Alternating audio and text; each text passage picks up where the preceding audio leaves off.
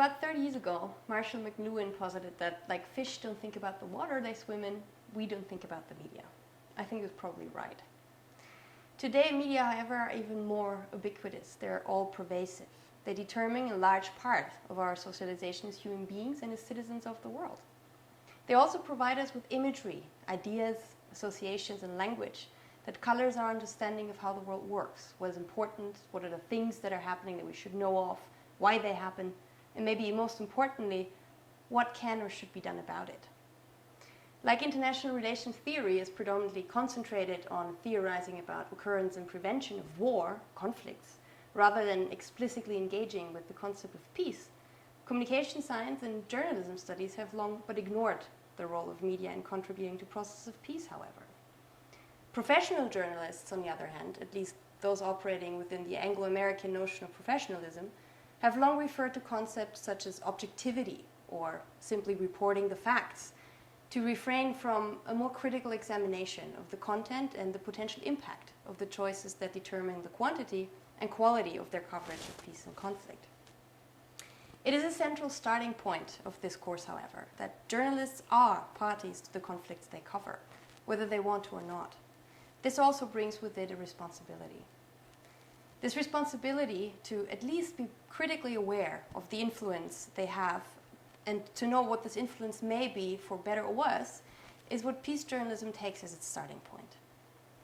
It analyzes professional news production routines and brings forward claims of an inherent bias created by those routines, which, in the words of the founding father of this discipline, Johan Galtung, leads to amplifying the sounds of guns rather than muting them.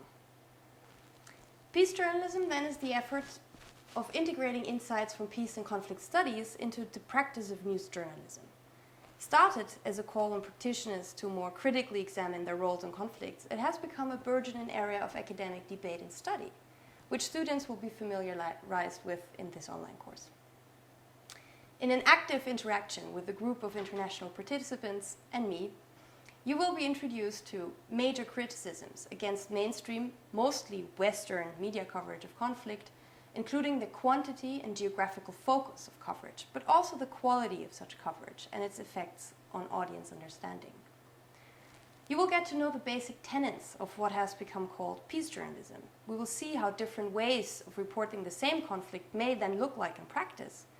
We will seek to understand how the nature of conflict coverage is researched within academia from a peace journalism perspective. We will also critically evaluate the impact of what has been called the war on terrorism and the popularization of the clash of civilizations hypothesis on mass media narratives of war and conflict on a global scale. We'll seek to address some of the major criticisms also against the normative desirability as well as the practical feasibility to adopt a peace journalism style of reporting and explore factors that are making change in journalistic norms and routines very difficult. We'll also examine the potential changes in such coverage as a result of the emergence of what is often termed new media. So, in a nutshell, I will be looking forward to meeting you in our virtual classroom and looking forward to all your inputs.